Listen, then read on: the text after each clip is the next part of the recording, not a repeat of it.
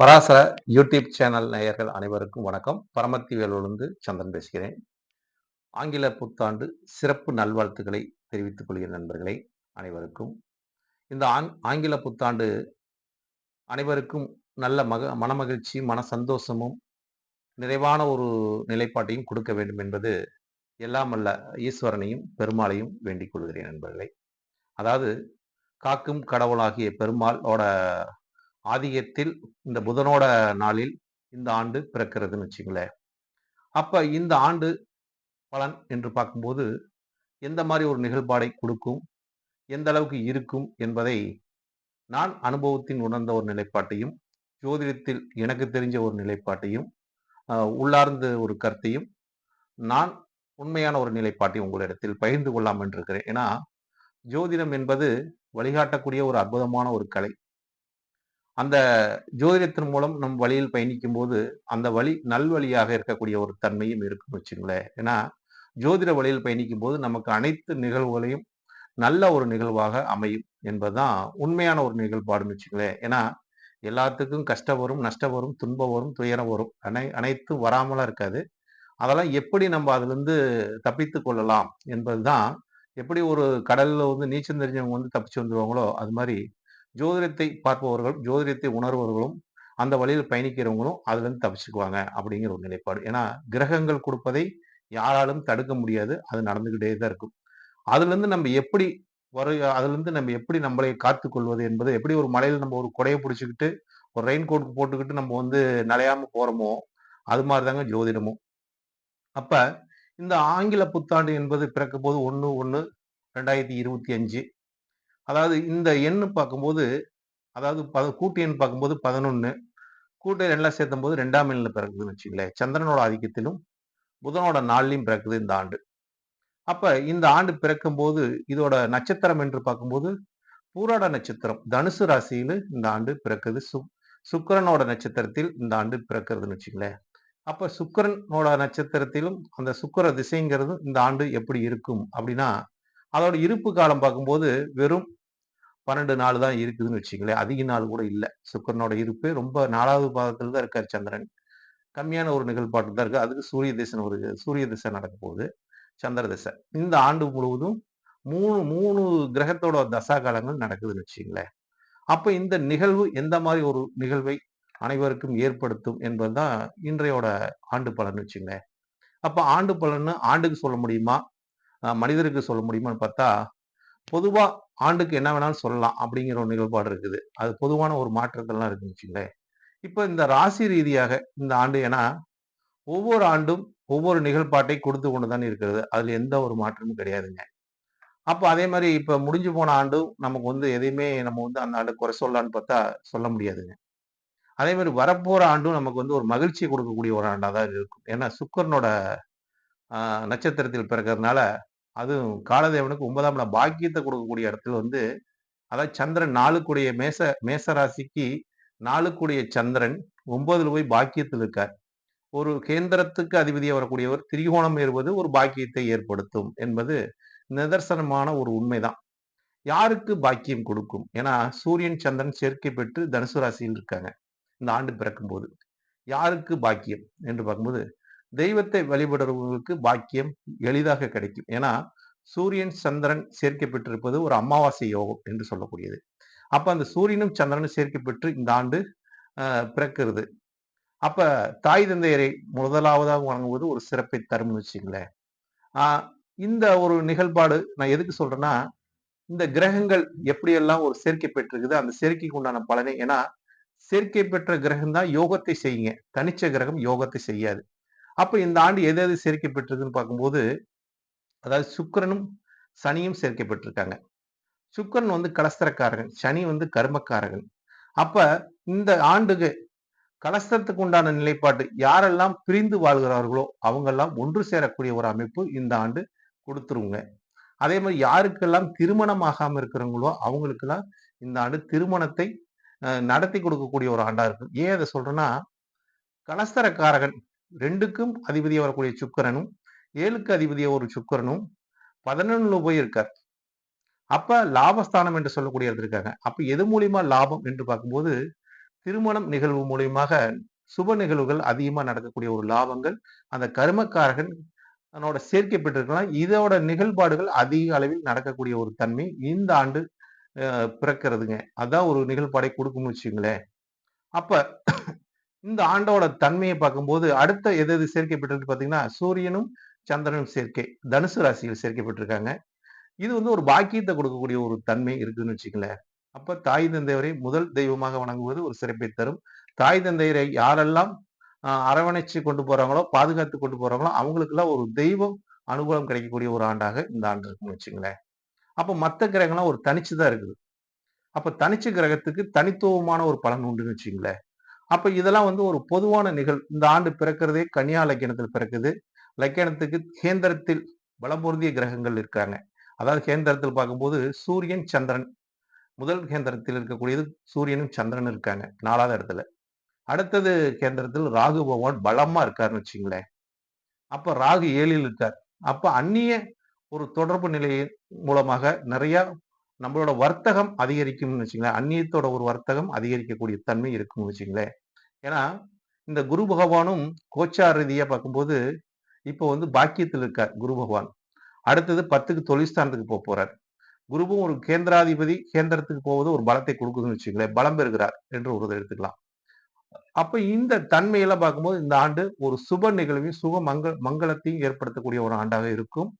இருந்தாலும் இந்த ஆண்டில் யாருக்கெல்லாம் ஒரு சிறப்பை தரும், எந்தெந்த ராசிக்கு ஒரு சிறப்பை தரும் என்பதை பொதுவா சொன்னாதானே அதுவும் நல்லா இருக்கும் என்பது உங்களோட கருத்தா இருக்கும். இப்போ ஒவ்வொருத்தரும் ஒவ்வொரு ராசியில் பிறந்திருப்பாங்க. 27 நட்சத்திரங்க, 108 பாதங்க, 12 ராசி கட்டங்க. இது வழியா தாங்க ஒவ்வொருவரோட பலாபலனையும் நாம சொல்ல முடியும். அப்ப இந்த 27 நட்சத்திரம் வழியாக இந்த 12 ராசி கட்டத்திலும் ஒவ்வொருத்தரும் ஒவ்வொரு நட்சத்திரத்தில் பிறந்திருப்பாங்க. அப்ப இந்த மேச ராசியில பார்த்தீங்கன்னு வச்சுங்க, முதல் ராசியாக வரக்கூடியது காலதேவனுக்கு மேச ராசி தாங்க முதல் ராசி, முதல் வீடாக வரும்னு வச்சுங்களேன். அப்ப இந்த மேச ராசியில் பிறக்கிறவங்களுக்கு இந்த ஆண்டு எப்படி இருக்கும்? இந்த ஆண்டு ஒரு சுப பலனை கொடுக்குமா? அசுப பலனை கொடுக்குமா? நல்ல ஒரு லாபத்தை கொடுக்குமா? குடும்ப மேன்மை கொடுக்குமா? பொருளாதார நிலை எப்படி இருக்கும்? தொழில் நிலை எப்படி இருக்கும்? அப்படின்னு இவங்களுக்கெல்லாம் பெரிய ஒரு ஏக்கமாக இருக்கும்னு வச்சுங்களேன். ஏன்னா, காலதேவனுக்கு 4ஆம் இடத்தில் போய் ராசி அதிபதி நீசம் பெற்றிருக்கார். செவ்வாய் பகவான் நீசம் பெற்றிருப்பது, அதே மாதிரி நவாம்சத்துல போய் செவ்வாய் பகவான் ராகுவோட சேர்க்கை பெற்றிருப்பது, அதாவது ராகு, செவ்வாய் சேர்க்கை பெறும்போது யுத்தத்தை கொடுக்கக்கூடிய கிரகங்கள் சேர்க்கை பெற்றிருப்பது அவ்வளவு சிறப்பு இல்லை. அப்ப மேச ராசிக்காரங்களுக்கு இந்த ஆண்டு சனி பகவான் வந்து 12ஆம் இடம் விரயஸ்தானத்துக்கு வேற வரார். குரு வேற 2ல் இருக்கார். தனக்காரகன் தனஸ்தானத்தில் அமர்வது ஒரு சிறப்பு இல்லை என்று ஒரு நினைப்பார். அப்ப இந்த காலத்தில் இவங்களுக்கு மேச ராசிக்காரங்களுக்கு பொருளாதார நிலையாக நிறைய இழப்புகளை சந்திக்கக்கூடிய ஒரு ஆண்டாக இந்த ஆண்டு பிறக்கிறதுங்க நண்பர்களே. என்னப்பா முதராசிக்கு இப்படி சொல்றீங்க அப்படின்னு நினைச்சுக்க வேணாம். ஆனா பொருளாதார இழப்பு தான் சொல்லியிருக்கிறேன். மற்றபடி உங்களுக்கு வந்து தொழில் ரீதியான ஒரு நிலைப்பாடு லாபத்தையும் கொடுக்கும் நண்பர்களே. அப்ப நீங்க பொருளாதாரத்தை எந்த அளவுக்கு சேமிக்கணுமோ அந்த அளவுக்கு சேமிச்சீங்கன்னா உங்களுக்கு வரவாக இருக்கும். அப்ப நீங்க உங்களுக்கு செலவுகள் அதிகமா வரக்கூடிய தன்மையா இருக்கனால உங்க செலவை சேமிப்பாக அதிகம் நீங்க வந்து கையில் பணத்தை வைத்துக் கொண்டீங்கன்னா நிச்சயமா அது செலவுகள் அதிகமாக வரக்கூடும். பொருளாதார நிலையாக இழப்புகள் அதிகமா சந்திக்கக்கூடிய தன்மை இருக்கும். ஏனென்றால் உங்களுக்கு 10ஆம் அதிபதி தொழிற்சானாதிபதி விரயத்துக்கு போறார். அதே மாதிரி பாக்கியாதிபதி வந்து பாக்கியத்தை கொடுக்கக்கூடிய கிரகமும் 2ல் தனஸ்தானத்துல அதுக்கு 6ல் அமர்ந்திருக்கார். அப்ப போராட்டமான ஒரு வாழ்க்கை. ஏன்னா மேசராசிக்காரர்கள் எப்பொழுதுமே ஒரு போராட்டமான வாழ்க்கை தான். இந்த ஆண்டு அந்த போராடக்கூடிய வல்லமையும் ராசி அதிபதி 4ல் போய் இருக்கனால அந்த வீடு கொடுத்தவன் சந்திர பகவான் போய் பாக்கியத்தில் இருப்பது ஒரு பாக்கியத்தை கொடுக்கும். யார் மூலியமா பாக்கியத்தை கொடுக்கும்? நமக்கு தந்தையாரா இருக்கக்கூடியவங்க தாய் தந்தையரை முதலாவதாக வணங்க வேண்டும். அதே மாதிரி நம் முன்னோர்களை வணங்கி வரும்போது அவங்களுக்கு ஒரு பாக்கியம், தெய்வ அனுகூலம். அதாவது இவங்களுக்கு குலதெய்வம் பூர்வ புண்ணியம் என்று சொல்லக்கூடிய சூரிய பகவான் தான் மேசராசிக்காரர்கள் பூர்வ புண்ணியாதிபதி பாக்கியத்தில் போயிருக்காரு. அப்ப இவங்க குலதெய்வத்தை வழிபடும் போது இவங்களுக்கு மிகப்பெரிய ஒரு பாக்கியத்தையும் இவங்களுக்கு பொருளாதார நிலை எவ்வளவுதான் ஒரு சரிவை சந்திச்சாலும் அவங்களுக்கு அந்த காக்கும் தெய்வமாக குலதெய்வம் இருக்கிறதுனால இவங்களுக்கு குலதெய்வம் போய் இஷ்ட தெய்வத்து மேல உட்காந்துருக்குது. இவங்க என்னதான் குலதெய்வத்தை வணங்கும் போது இஷ்ட தெய்வத்தையும் சேர்த்து வணங்கினாங்கன்னா இன்னும் இவங்களுக்கு சிறப்பை தரும். அதனால பொருளாதார நிலையா உங்களுக்கு சரிவு இந்த ஆண்டு சந்திச்சா கூட தெய்வ அனுகூலம் மூலமாக நீங்க தப்பித்துக் கொள்ளக்கூடிய ஒரு தன்மை இருக்குது நண்பர்களே. அடுத்த ராசியாக ரிஷப ராசி. இந்த ரிஷப ராசிக்கு பாத்தீங்கன்னு வச்சுங்க, இது வந்து குடும்பத்தை அமைத்துக் கொள்ளக்கூடிய ஒரு ராசி. எதுலயும் ஒரு சிரிப்பு, மகிழ்ச்சியோட மத்தவங்கள மகிழ வைக்கக்கூடிய ஒரு ராசியாக ரிஷப ராசிக்காரங்க இருப்பாங்க. ஏன்னா, இது நிலத்தத்துவத்தை குறிக்கக்கூடிய ஒரு ராசி. ஸ்திரமான ராசின்னு வச்சுக்கங்களேன். ஸ்திரமான ராசி. அப்போ இந்த ராசியோட தன்மை சுக்கிர பகவான் தன் ஸ்தானத்துக்கு போயி 10ல் அவன் உட்கார்ந்திருக்காரு. 10ஆம் இடங்கிறது என்ன? தொழில் ஸ்தானம், கர்மஸ்தானம், ஜீவனஸ்தானம். இந்த ஸ்தானத்துல போய் உட்கார்ந்தும்போது, இவங்களுக்கு இந்த காலகட்டங்கள் ஃபுல்லாமே, இந்த ஆண்டு ஃபுல்லாமே தொழில்ல தான் தங்களோட கவனத்தை முழுமையாக செலுத்தக்கூடிய அமைப்பு ரிஷப ராசிக்காரங்களுக்கு உள்ளதுங்க.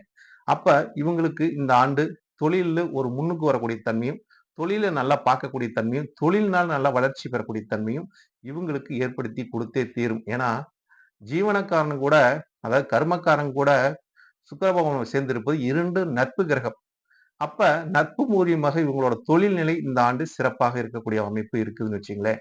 அப்ப ரிஷபராசிக்காரங்களுக்கு இந்த ஆண்டு ஒரு சிறப்பை தரக்கூடிய ஒரு ஆண்டாகவும், அதே மாரி உங்களுக்கு பாக்கியத்திலும், ஆ திரிகோணத்திலும் நல்ல ஒரு அமைப்பு இருக்கிறதுனால, உங்களுக்கு இந்த ஆண்டு ஒரு சிறப்பான ஒரு நிலைப்பாட்டை கொடுக்கும். இந்த குரு பகவான் பெயர்ச்சிக்கு அப்புறம் உங்களுக்கு ஒரு சிறப்பை தரும் நண்பர்களே. நன்றி. அடுத்ததாக மிதுன ராசிக்காரங்களுக்கு. மிதுன ராசிக்காரங்கள பார்த்தீங்கன்னு வச்சுக்கங்க, இந்த ஆண்டுக்கு அவங்களோட ராசி அதிபதியா வரக்கூடியவர் புதன் பகவான். தன் ராசிக்கு 6ல் போய் இருக்கார். இப்ப 6ஆம் இடங்கிறது எதிரியை குறிக்கக்கூடிய இடம், போராடக்கூடிய இடம், நோய கொடுக்கக்கூடிய இடம், கடனை ஏற்படுத்தக்கூடிய இடம். 6ஆம் இடத்துல போய் இருக்காரு. அப்ப மிதுன ராசிக்காரங்களுக்கு இதெல்லாம் இயற்கையாக வருங்க. போராடக்கூடிய தன்மை இருக்குது, கடன் ஏற்படுத்தக்கூடிய தன்மை இருக்குது. ஆ அதாவது 6ஆம் இடங்கிறது எதிரி ஸ்தானத்துல போய் உட்கார்ந்திருக்கனால, பிறர் இடத்திற்கு ஒரு அடிமை வேலை செய்யக்கூடிய அமைப்பாக இவங்களுக்கு இருக்கும். இவங்க எப்பொழுதுமே ஒரு தொடர்பு நிலையை குறிக்கக்கூடிய ராசிங்க. இந்த காலகட்டத்தில் இவங்க யார்கிட்டயாச்சும் ஒரு பணம் கட்டி, எதுலயோ ஒண்ணு ஒரு ஒப்பந்தத்துல போட்டு ஒரு பணம் கட்டி ஏதாச்சும் ஒண்ணு நீங்க செஞ்சீங்கன்னா, அதுல உங்களுக்கு சிக்கலை ஏற்படுத்தும் நண்பர்களே. அதனால முடிஞ்ச அளவுக்கு இந்த ஆண்டு எந்த ஒரு ஒப்பந்தத்தையும் நீங்க செய்யாம இருப்பது நல்லது. உங்க வேலையை மட்டும் நீங்க சரியா கவனிச்சு கண்ணும் கருத்துமா பார்த்தீங்கன்னா, நீங்க ஒரு வேற வேற எந்த ஒரு இழப்புல இருந்தும் நீங்க தப்பிச்சுக்கலாம்.